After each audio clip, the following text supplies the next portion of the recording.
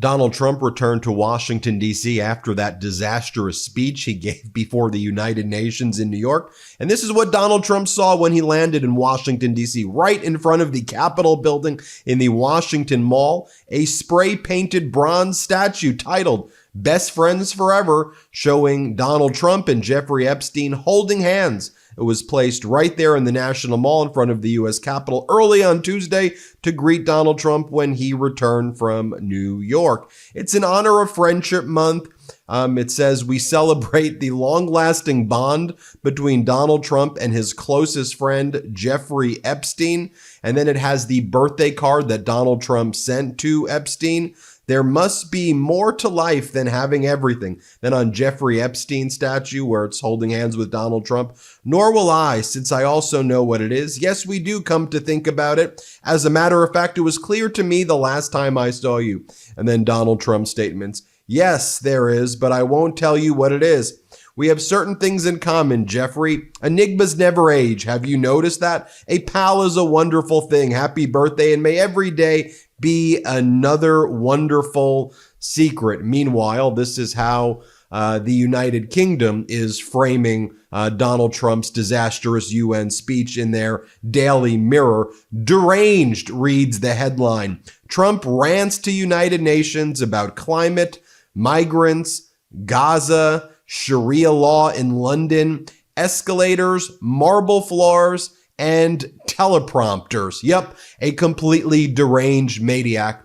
I wish more American media would report like that, because that's the truth. But to be fair, when you look at the Cincinnati Enquirer's page 1, the main paper over there, they're reporting on things like this. Utility bills spike by 77% since 2020. But Donald, you said that you've destroyed inflation, that prices are at all-time lows. Nope. Energy costs for people's homes are at all-time highs right now, and they're only going to be getting higher with AI data centers, crypto mining, and with the reckless Trump policy there too. There are serious recession indicators that I think it's important that we talk about because corporate news ain't talking about it. So while construction payroll growth is still positive year to year, the pace that we're seeing right now is getting close to what we typically see at the beginning of a recession, as Kevin Gordon writes. In fact,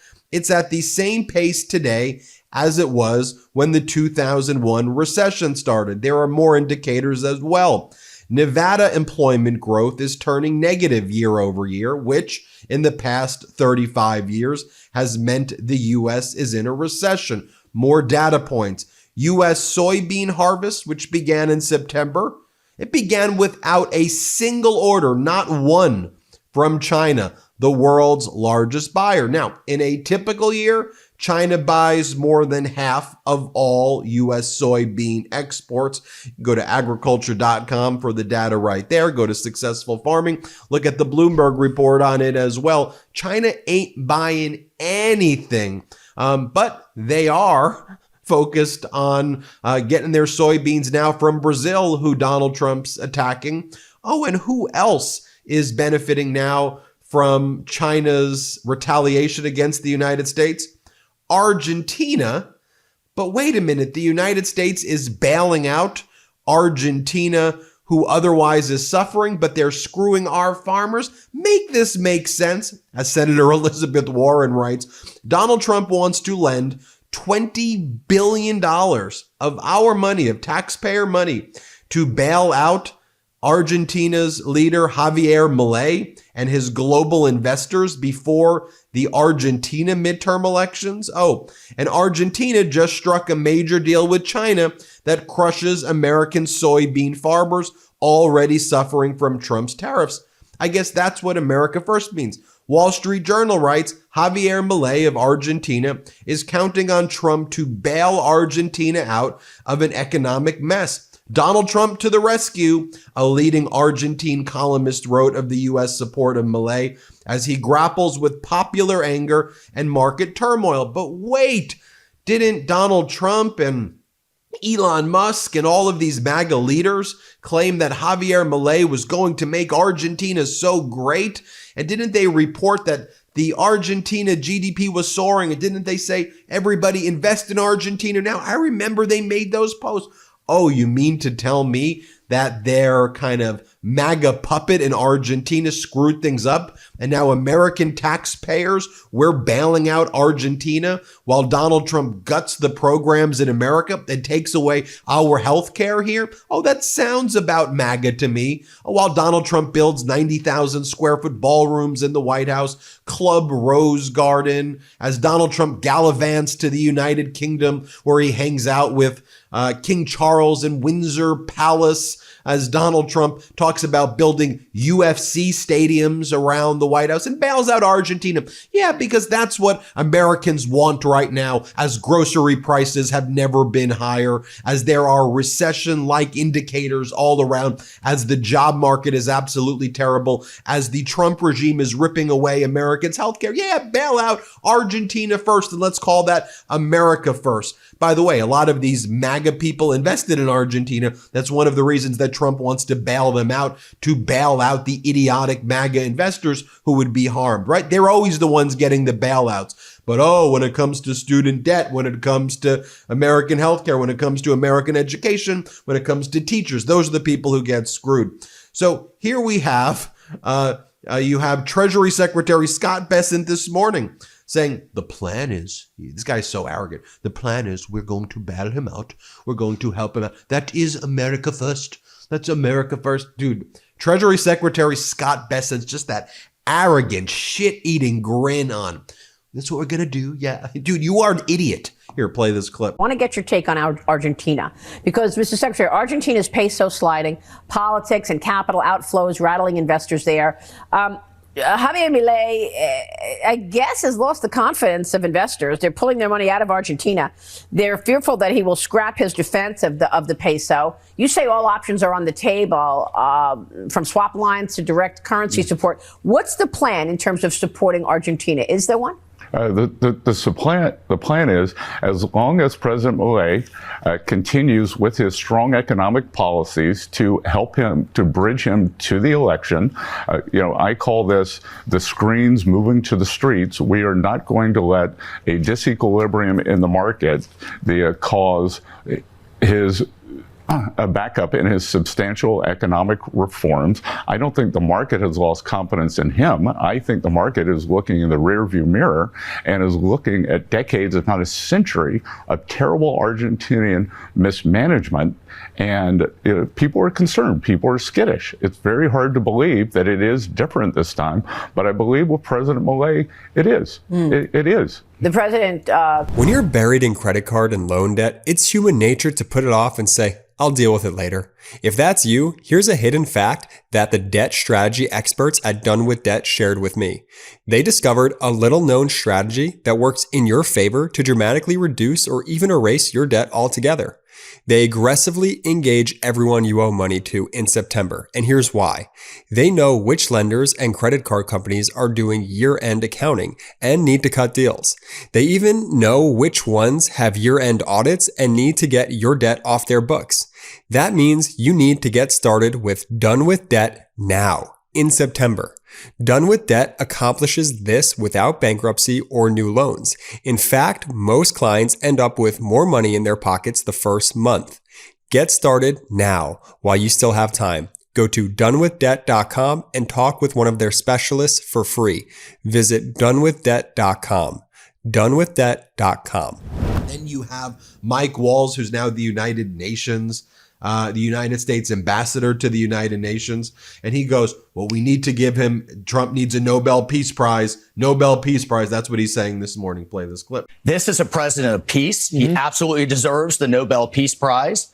And the UN can and should be a forum where we can engage and actually get things done. And if you could relay that to us here, we're just now across the, just across the city, and it's a quick ride when the president's not in town and the UN's not in town. Congratulations on the position, Ambassador. Appreciate it. Great to see you.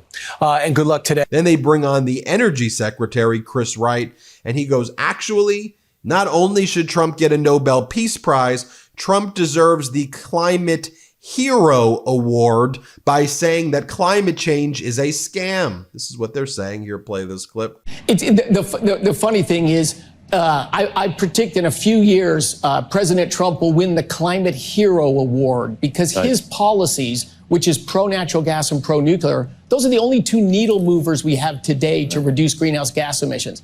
He's not doing it for that reason. You're right. That's nowhere near our biggest issue. Let's get the plastic out of the ocean. Leave the CO2. It's a longer conversation. And folks, I do want to touch on shooting that took place at a Dallas Immigration ICE detention center this morning, where I only want to report on what we know because this is an area fraught with disinformation. We know the shooter is a white guy. We know the victim, one dead. There may be more casualties, but one dead. Detainee right now. That's what we know. Not an ICE agent. Detainee, immigrant was shot. Now, the FBI claims that the bullet says anti-ICE on it. It says anti-ICE message. It literally says anti-ICE. And they rushed right away to say this was leftists targeting ICE agents, when the facts that we know, and I stick to the facts here, was a bus pulled up with detainees, with migrants who had been kidnapped, and then a shooter shot at the migrants. That's what we know so far, not at the ICE agents. But the narrative started right away, all the right wing. This is leftist rhetoric, all the same thing they do every time with these things when it's a white guy. And then they say, the bullet says anti-ICE. Remember last time they were like, the bullet said transgender ideology when it came to the shooting with Charlie Kirk. So let's get the data. But you see the right wing go right into disinfo right away. I do want to share this with you as well, though. You have Tom Homan going on Newsmax, right-wing propaganda media. And again, he's not denying that he took $50,000 of cash from undercover FBI agents in a kava bag, which is a Mediterranean restaurant food bag. But he says, what I did was perfectly legal. He says, perfectly legal. That's what I did. And I'm going to sue MSNBC, he says. I'm going to sue the Washington Post. Here, play this clip right here. What is the story with this, and where did it come from? Well, look, as the Justice Department said, I did nothing criminal, I did nothing illegal, I did nothing wrong. And this is a series of hits against me since the beginning of the year. There's been hit pieces about every week. There was a hit piece on my security detail saying I had 31 security detail. I'm wasting millions of dollars. I had about a quarter of that. I think I had 8 security detail at the time. Mm-hmm. I had a 4-car caravan. I had 2. Another story about I'm helping certain companies with their contracts. Here's what people need to understand. Day one of the administration, when President Trump asked me to come back and we entered on duty, I met with ethics attorneys, and by law, you're supposed to recuse yourself from any company you had affiliations with before. But I took it a step further. I recused myself from all federal contracts. I won't have any decision-making in any federal contract, but people, including this recent case, people are saying, I'm going to line the pockets of people. I signed that declaration. I do not make decisions in any federal contracts. And just so people know, I make about 18% of what I've made in my company to come back and serve my nation. So my family's took a sacrifice. I've taken a sacrifice. I'm back here doing the right thing. The hit pieces keep coming, but I know who's chumming the water. I know who keeps throwing this information out, and the media jumps all over it. And they're going to see some legal actions real soon. I'm working with the legal team. I'm done with it. They can attack me all they want, but we're going to take action. Yeah, and then finally, you have the Fox host whining about the escalator not working for Donald Trump, when we know that just like the teleprompter that Trump's team controlled, we know that the escalator was also tripped by a Trump videographer. So there we are. There we're at. Let me play you the clip. If there was sabotage here, somebody doesn't know that the president and the first lady aren't going to fall down, and that would be a big problem. Mm-hmm. Yeah, that would have been terrible. You should secure the button if you have the leader of the free world on. Yeah, I don't buy that.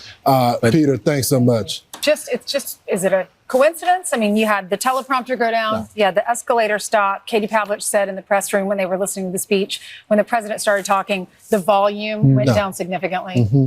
There's a couple of things that the president brought up I thought was so great. He said the climate change hoax.